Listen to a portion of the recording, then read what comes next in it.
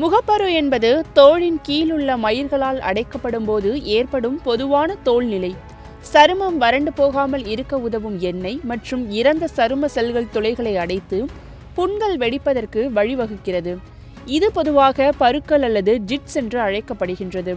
பொதுவாக பருக்கள் வந்தால் சாதாரணமான ஒன்றுதான் என்று நினைப்போம். ஆனால் இங்குதான் ஒரு ட்விஸ்ட் இருக்கு. என்னன்னு தெரியுமா? அதாவது காதுக்கு அருகில் பருக்கள் இருந்தால் சிறுநீர் பிரச்சனை உள்ளது என்பதை குறிக்கின்றது என்கின்றனர். அடுத்ததாக கன்னங்களில் பருக்கள் இருந்தால் நுரையீரல் பிரச்சனையில் உள்ளது என கூறுகின்றனர். பொதுவாக நெற்றியில் பருக்கள் வருவது இயல்புதானே.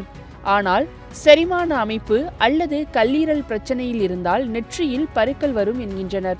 அதிலும் அதிகமான அழுத்தம் மற்றும் தூக்கமின்மையும் அடங்குமாம். தாடையில் பருக்கள் வந்தால் PCOD ஹார்மோன் மாற்றங்களால் தாடைக்கு அருகில் பருக்கள் வரும் என கூறுகின்றனர். மூக்கில் பருக்கள் வந்தால் உயர் இரத்த அழுத்தம், வயிறு மற்றும் இதயம் தொடர்பான பிரச்சனை இருந்தால் மூக்கில் பருக்கள் வரும் என்கின்றனர். இது மட்டுமன்றி சின் போன்ற இடங்களில் பருக்கள் வந்தால் ஹார்மோன் சமநிலையின்மை, செரிமான அமைப்புகளின் பிரச்சனைகளால் இந்த இடத்தில் பருக்கள் வரும் என்று தெரிவிக்கின்றனர்.